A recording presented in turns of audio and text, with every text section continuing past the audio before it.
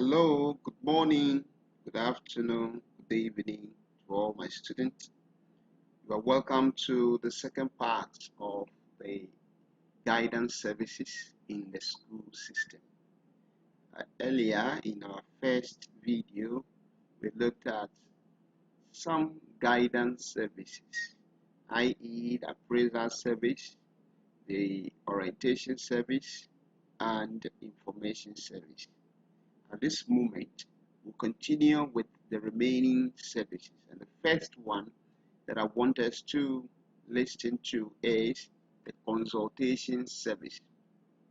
As the name implies, in guidance program or a conducting guidance program as a form of gathering data, it is important we apply the concept of consultation in the sense that the guidance and counseling coordinator of the school or the school counselor will have to fall on teachers, parents, and students and other relevant agencies in order to gather data on a particular student to solve or help a particular student deal with a particular issue. What it means is that, one of the principles of guidance is saying that this thing is a teamwork, and therefore the counselor alone cannot have all the information on a student. So once in a while there will be the need, assuming you want information on your student, a particular student, about classroom behavior, and you are not teaching that class. So what you need to do at that material moment is to go to the classroom and consult the teacher, consult even the friends of this student. And sometimes we go outside the school premise or the school environment, because assuming you want information about someone's health, for example, now that we are in the pandemic area, that is the COVID era, you realize that if there is a particular environment, a particular vicinity, a particular district that is a kind of epicenter or kind of a place that a lot of people are having the condition, what it means is that you can go to the health center or the health unit and gather data to be able to help your student. What are you doing? You are consulting. You are consulting people you think that they have a kind of information that will help you in your work. So we say that what are the purpose of consultation service? One, it offers, or for the offering of the counselor, the opportunity to collect information, which I earlier said. So during the consultation process, you gather information on your student or your client that you are working on. And again, it helps the teacher or parents to understand the development of their people. So as you are consulting them, you are seeking information from them. They get to know, oh, okay, so this is how far my child is performing. This is how far things are going with my child. You get to know all this. Again, it ensures effectiveness of the guidance program in the school. Once you've done enough consultation, good consultation, you have enough information.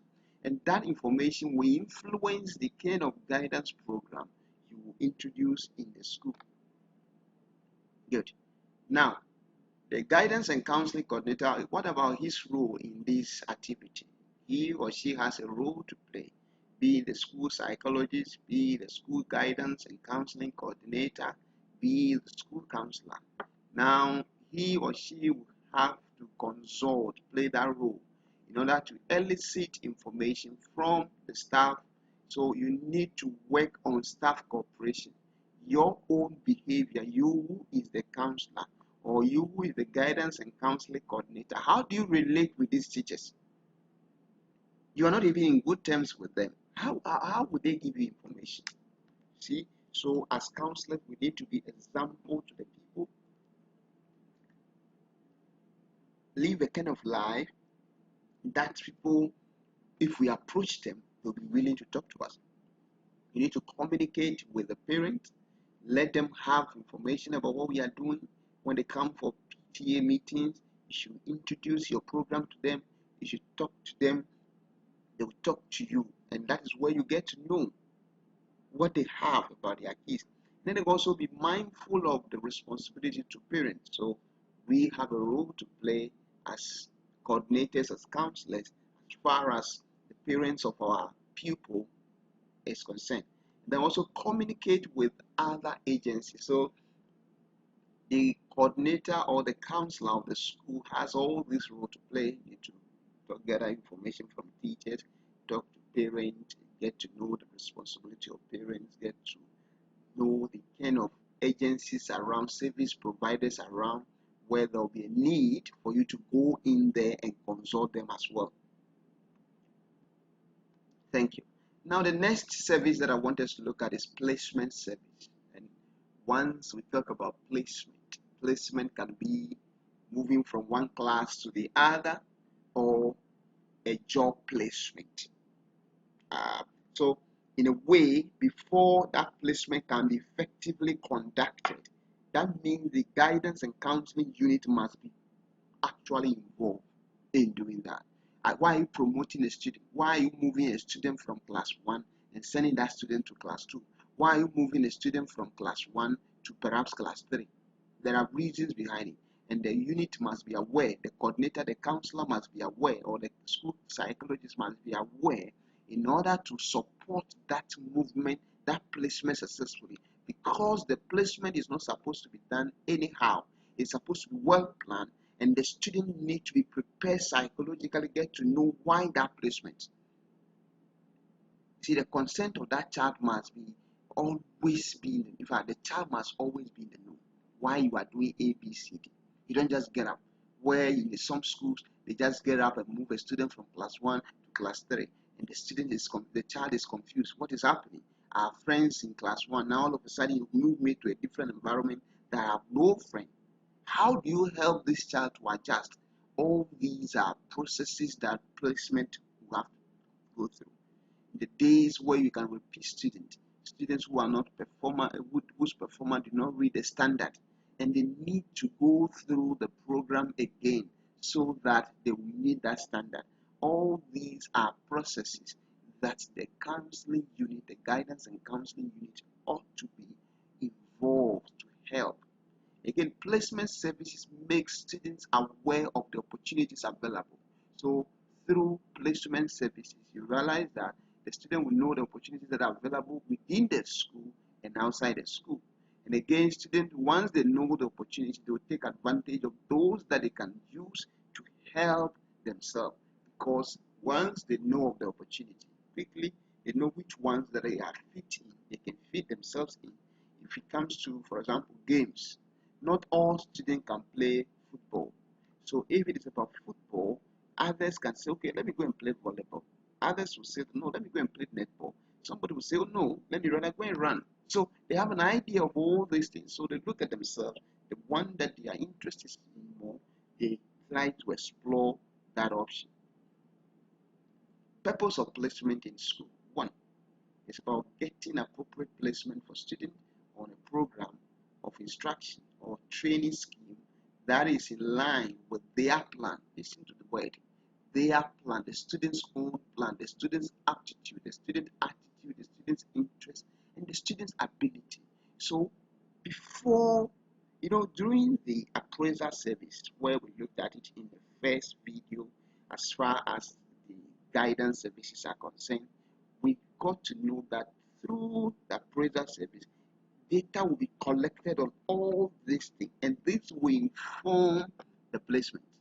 That is why the placement aspect cannot be done without the counseling, the guidance and counseling coordinator or the school counselor, because they have that information and they can inform whoever the management or the parent who want that kind of placement, that this is the situation. Even when the person is moving from JHS to a secondary school, what kind of course, why that program, why that school, it should be informed by data, not by just looking at people's face, by virtue of one or two reasons. You say no, it should be backed by data. Again, it helps in assisting students to get vacation job. Yeah, in some communities where students can, maybe as a college student, during holiday they want to do something, they want to learn something, they want to do some attachment to enhance their training experiences. the placement purpose is there to support them. Again, to help students to make appropriate appointments at the end of their educational pursuit. What is that appointment? That means that at the end of education, where are they going? What career did they want to explore?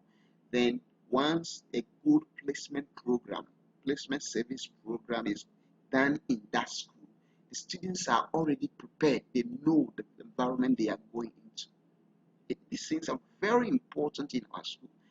When these programs are well organized within the school, you, the, the student comes out well trained.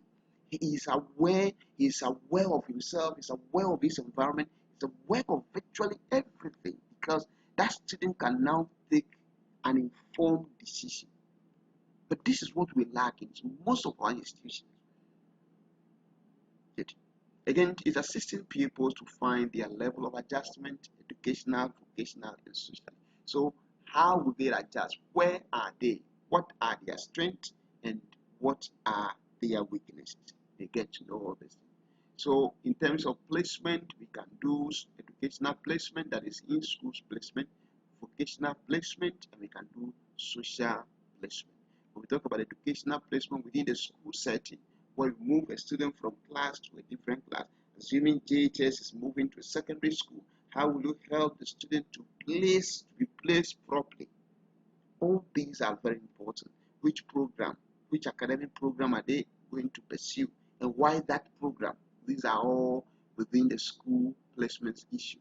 Then after school, what are the jobs there for them? Assuming your student will have to go and do some practical work, who assists them to get the right places to go? Socially, the kind of people to attach themselves with in life, and what kind of result would that bring to them?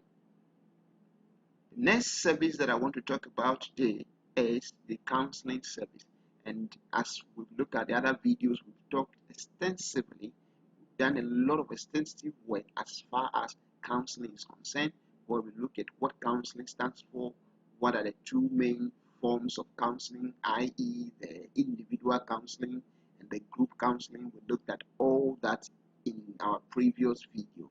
So even though we've looked at that, because counseling is one of the services under guidance. So within the school guidance program or within the guidance program for an institution, when you are planning it, there is a component that is called the counseling component.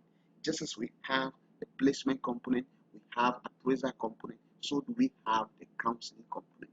And when we talk about the school guidance and counseling program, the counseling is one of the services within the school program, and usually these services rendered virtually every day in the school. We don't have a specific day for counseling.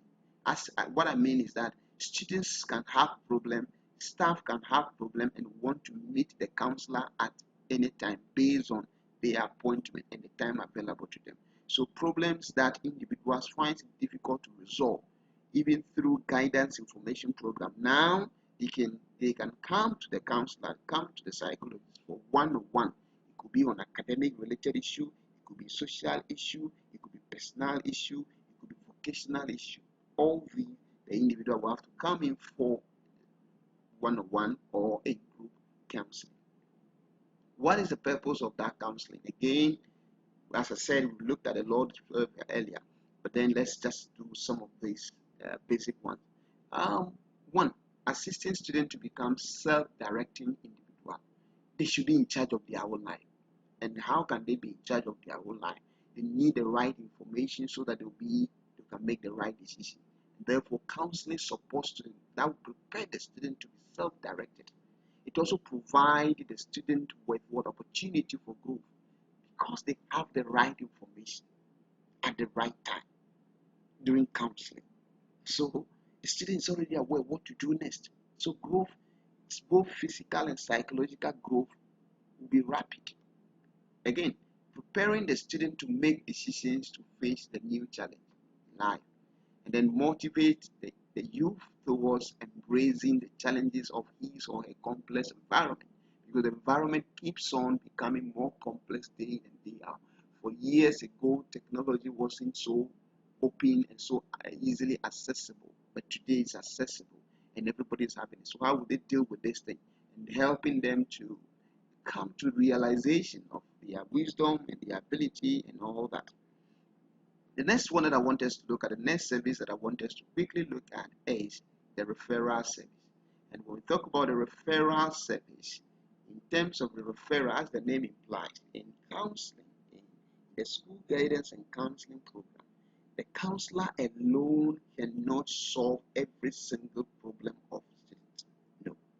That is why a school guidance and counseling coordinator or a school counselor or a school psychologist must liaise with other service providers so that when they are having a case, a condition that they cannot manage. For example, a counselor does not treat people medically. So if it's about medical issues, and the person would therefore need to be referred to that medical expert. You see, because we want to give the best service to the client, to the individual, it is always good that once that issue is not within your expertise do not cover that area, it is always important we refer. So we refer, just as when you go to the hospital, you'll be referred from a smaller hospital to a bigger facility. It's the same thing in counseling. We refer people to service providers who can be of much help to the individual client. Types of referral that is done in counseling, for example, we have what we call the horizontal referral. And that means that from one counselor to another counselor. So in counseling, we have specialization. We counseling psychologists, we have specialization. The fact that I've been trained as a counseling psychologist doesn't mean that I can do everything within the context of counseling psychology. No. I may be good in certain areas, I may not be too good in certain areas. So when I have a case and I realize that no, this case, a colleague counselor can do it better because of his or her area of specialization, I will then refer that person. Then there are instances we call the vertical referral. This one, a counselor referring to a medical officer. This is what we call vertical. Yeah, it's not horizontal. We are all not counselors. This is somebody in a different field altogether. So referring that person to a medical officer, me as a school counselor referring a student to a medical officer, it's a kind of vertical referral. So these are the two types of forms of referrals that we do. Why is it important to do referral? It offers special attention, specialized attention. So the person is giving the best attention. The person is giving the best assistance at all times. And if the best assistance is given, you realize that the person's problem can be dealt with on time. It will not be any level of try and error. You get the point? So at the end of the day, you will help the individual client or the student to get the best service at the right time. And this will help the student as well, the individual, to get the needed attention to advance in career, vocational, and academic field. So it's always important we look at the issue of referral. It's so important as far as referral issues are concerned.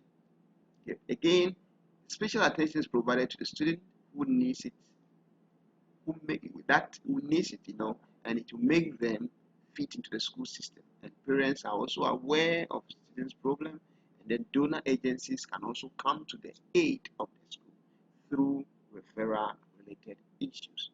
What are the roles of the counselor, the psychologist, as far as the referral service is concerned? Again, we say that you should maintain confidentiality. You cannot refer a student to another person, another service provider, another counselor without the consent of that student.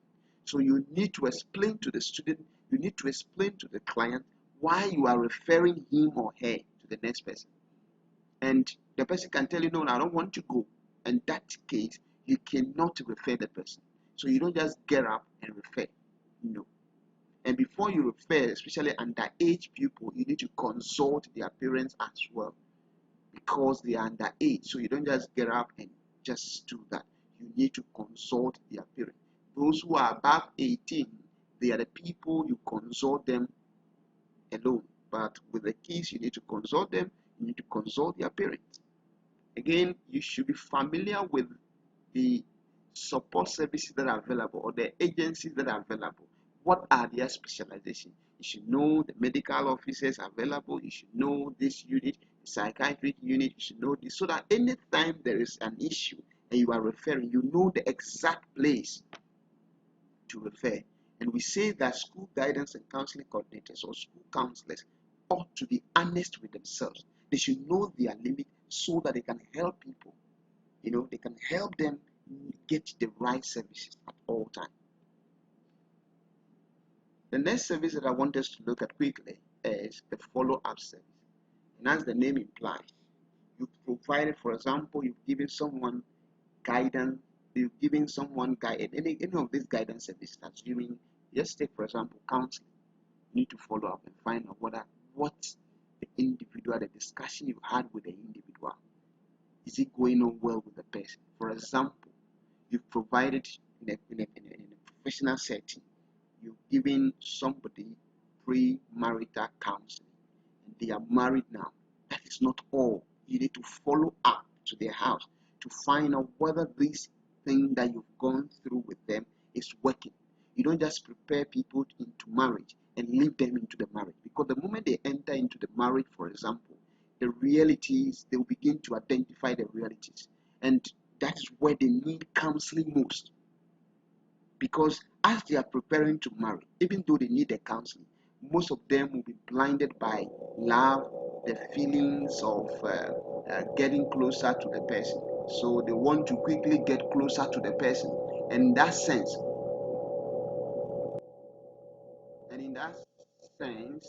you realize that they want to quickly want to marry. And because they want to marry, what happened?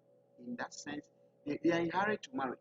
Basically, they are in hurry to marry. So because they are in hurry to marry, they don't listen to most of the things. But when they enter into the marriage, that is where they understand the realities. That is where they understand the realities. And now that they understand the realities, what it means is that you need to follow up to assist them.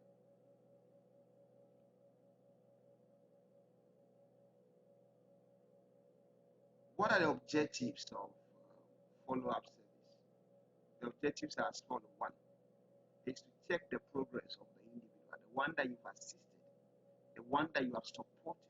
You need to check the progress of that person and also be in touch with the person so that the right information can be gathered. Again, to enable the counselor or the client realize the aim and objectives of the service. Again, to help assess the effectiveness and the techniques that you use in solving the problem, or to also find out what kind of choices the individual has made and how those choices are helping the individual. And it's also useful in finding out the job opportunities that are available within the community. I want to say on this note, thank you once again for listening to me, and all that you need is to put down your comment, and at the right time, look at all those comments.